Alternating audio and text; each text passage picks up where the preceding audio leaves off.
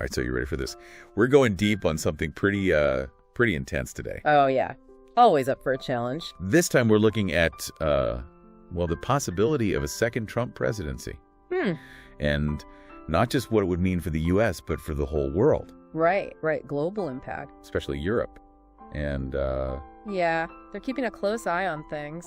Our main source for this deep dive is The Economist. Always a good one. And let me tell you, they don't hold back. Oh, really? They call Trump a would-be king, even compare him to Napoleon. Wow, strong words. Yeah, and it's not just the language. What else? They dig into this whole idea of Trump's disregard for democratic norms, you know? That thirst for power? Yeah, I've heard that before. Right, and they bring up this story about Bill Barr. Oh, wow, Trump's own attorney general. Yeah, exactly. And Barr actually warned Trump. Like straight up? Straight up told him that what he was doing was dictatorial. An abuse of power. Yeah, and this wasn't just some outsider, you know. No, this was someone in Trump's inner circle. Yeah, exactly. And The Economist argues that these concerns about Trump, they weren't just coming from opponents. Right, they were coming from people within his administration. Which makes it even more concerning. For sure. And then there's the whole thing about the 2020 election results. Oh, yeah, the efforts to overturn them. Which he's still fighting in court, by the way. Unbelievable. So the big question is, if he's willing to go that far when he lost, exactly what would he do if he wins in 24? That's what The Economist is getting at. And they argue that a second Trump presidency wouldn't just be a rerun. Oh, no. They think it could be way more dangerous. How so? They think he'd be even more focused on consolidating power. Right. And getting rid of anything that could hold him back. Any checks and balances. Yeah. And they even suggest he might try to use the justice system. Against his opponents. Yeah. Like weaponize it. And they point to things he's done in the past as evidence. Like what? Remember all the attacks on judges and investigators? Oh, yeah, when they were looking into his activities. Right, or how he pardoned those allies who were convicted. Right, I see what you mean. The concern is that he could damage public trust in the rule of law even more. Yeah, that's a scary thought. And then it's not just about the U.S., right? The global impact. This deep dive also looks at what a second Trump presidency could mean for the rest of the world. Especially Europe. Right. And The Economist argues that Europe needs to prepare for a world without the transatlantic alliance as we know it. Wow, that's a big statement. They suggest that Trump's America First policies. Right. And his disdain for NATO. And his, cozying up to authoritarian leaders like Putin. Yeah, that's a whole other can of worms. All of that could completely change the geopolitical landscape. So basically they're saying things could get really messy. And I'm guessing Europe is not thrilled about that. Not one bit. The Economist highlights a lot of anxieties among European leaders. About what specifically? Oh, everything defense spending, trade, the possibility of conflict, the whole 9 yards. So what are they supposed to do? Just sit and wait? Well, The Economist offers some pretty strong advice. Lay it on me. They say Europe needs to get ready for a world where they can't depend on the United States for security anymore. Whoa, seriously? They're basically saying Europe needs to step up their own military game, form new alliances, and be prepared to stand up to Russia or other aggressors on their own. So basically they're saying Europe needs to go it alone. Essentially, yes. They argue that hoping for the best isn't a strategy. You got to be prepared. Right. Europe needs to be ready for the worst-case scenario. Which includes? A potential second Trump presidency and all the instability that comes with it. And speaking of instability, let's not forget about the potential for economic turmoil. Oh, yeah, for sure. The Economist also gets into Trump's economic policies, particularly his approach to trade. Oh, boy, the trade wars and all that. Remember all that talk about reciprocal tariffs? Yeah, that was a big part of his first term. The article explains how this system is different from traditional trade agreements. Yeah, and how it could really mess with the global economy. They even included a graphic showing average tariff rates across different countries. Oh, that's always helpful to visualize it. And the U.S., under Trump, really stuck out. High tariffs. Way higher than a lot of other developed nations. So it really showed his protectionist approach. And The Economist isn't exactly optimistic about how this approach would play out. What do they say? They use the word retaliation, which sounds kind of ominous. Yeah, that doesn't sound good. The concern is that this whole tit-for-tat tariff strategy could turn into a full-blown trade war. Oh, wow. Hurting both the American and the global economy. So we've got potential threats to American democracy, a crisis brewing in Europe, and a recipe for economic disaster. It's a lot to take in. But that graphic about the tariffs, Yeah, what about it? it's not just that Trump's tariffs were higher. Right. It's the way he went about imposing them. Oh, you mean like all of a sudden? He liked to keep people guessing. Unpredictable. Exactly. And with traditional trade agreements, there are negotiations. Right. Compromises, yeah, a sense of predictability. But Trump seemed to like the element of surprise. Like a tool to punish countries he felt were taking advantage. America first, remember. Oh, yeah, never forget. And that's a key point here. It's that.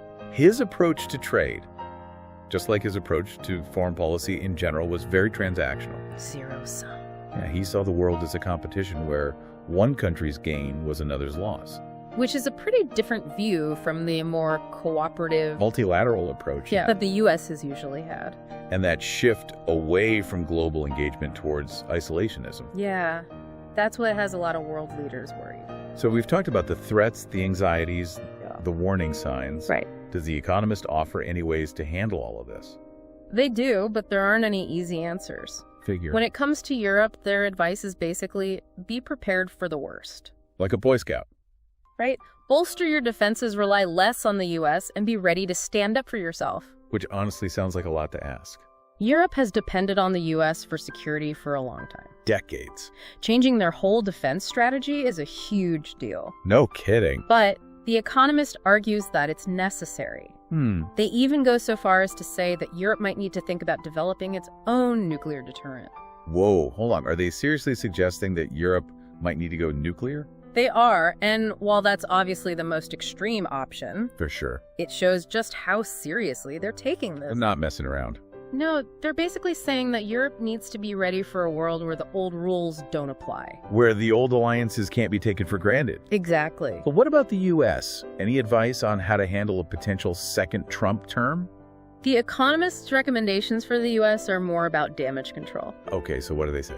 They suggest that Congress should try to limit Trump's power as much as possible, that the courts should hold him accountable for any abuses of power, and that the media should keep holding his feet to the fire. So basically trying to use what's left of the checks and balances. Exactly, to prevent the worst from happening. But they also acknowledge that these institutions have already been weakened. During his first term, yeah. And they might not be strong enough to contain him if he gets elected again. It's a tough situation. Not exactly a rosy outlook. True. But let's be honest, we didn't come into this deep dive expecting sunshine and rainbows. That's for sure. But even though The Economist paints a pretty bleak picture, Yeah. they also say that the future isn't set in stone. There's still hope. There are still choices to be made, actions to be taken that could change things. So it's not inevitable that everything will fall apart. Not necessarily, but we have to recognize the dangers Take them seriously. and make smart decisions based on what we know. Which is what deep dives like this are for. Knowledge is power, or at least that's what they say. I'd agree. Understanding the challenges is the first step towards dealing with them. Okay, so we've covered the threats to democracy, the anxieties in Europe, the potential for economic turmoil. Right. Is there anything else we need to unpack before we move on? There's one more thing The Economist points out. What's that? They say we shouldn't just normalize Trump's behavior. Or write off his rhetoric as bluster. Exactly. They argue that his words and actions have real consequences. So no more dismissing him as just a showman. Right. Or a reality TV star. The article emphasizes that it's a mistake to think his behavior is harmless or entertaining. Yes, it's not. We need to recognize the potential harm his words and actions can cause. Both in the U.S. and around the world. Noted. Good.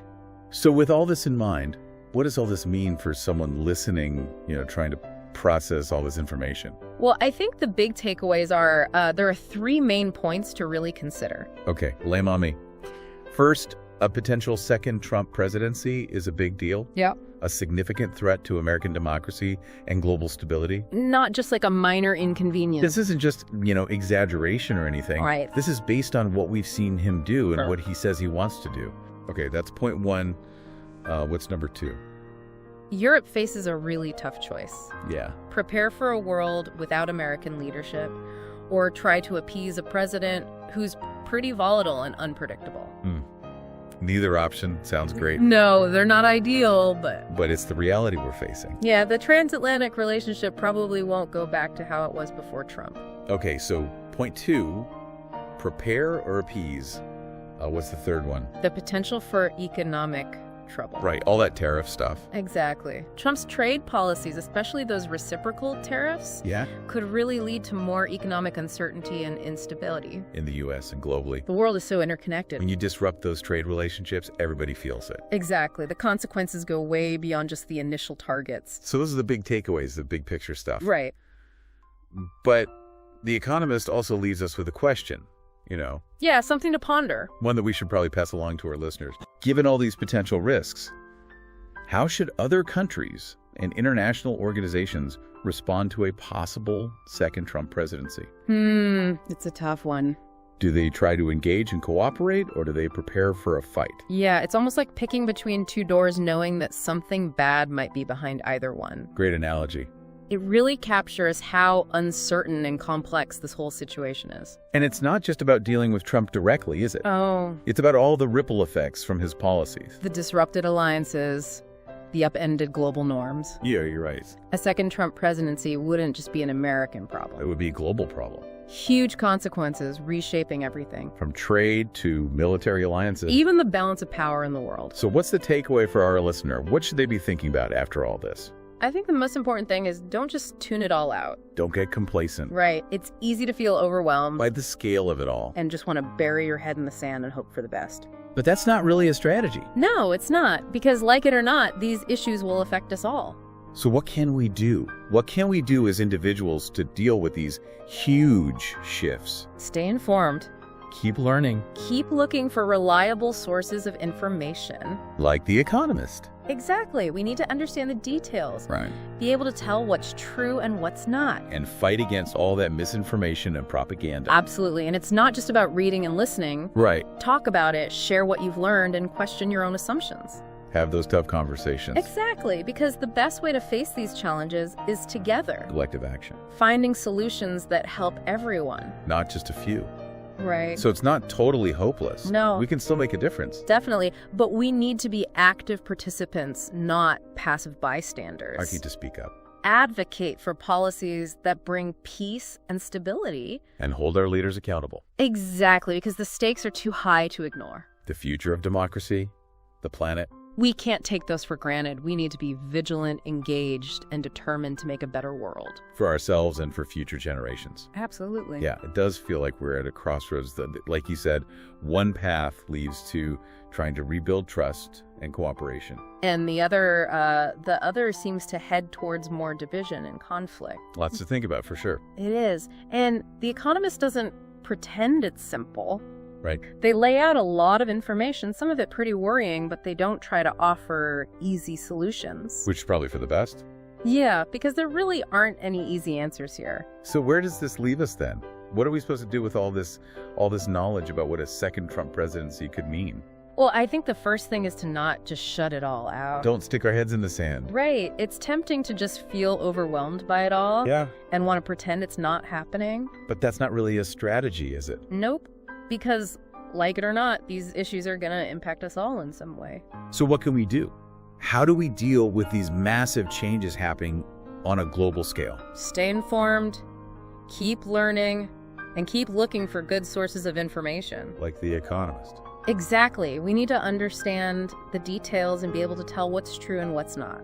And fight against all that misinformation that's out there. Yeah, and it's not just about reading and listening either. Right, it's about talking about it. Yeah, share what you learn and question your own assumptions. Have those tough conversations. Exactly, because at the end of the day, the best way to face these challenges is to work together. Collective action. Finding solutions that work for everyone, not just a select few. So you're saying it's not totally hopeless. There's still hope to make a difference. Absolutely, but we have to be active participants, not just stand on the sidelines. We need to speak up. Advocate for policies that promote peace and stability and hold our leaders accountable for what they do. Because the stakes are just too high to do anything else. Exactly. The future of democracy, the future of the planet, we can't take those for granted. We have to be vigilant and engaged and really work to create a better world. For everyone, for ourselves, and for future generations. Well said. Well, it looks like we've come to the end of our deep dive. We've covered a lot of ground, explored some pretty complex and challenging issues today. Yeah, but hopefully you've come away with a better understanding of what a second Trump presidency could mean. And what we can do about it. Right, and hopefully you feel a sense of urgency about the need to have these conversations about the future we want to build. Absolutely. Well, thanks for joining us on this deep dive. We'll see you next time.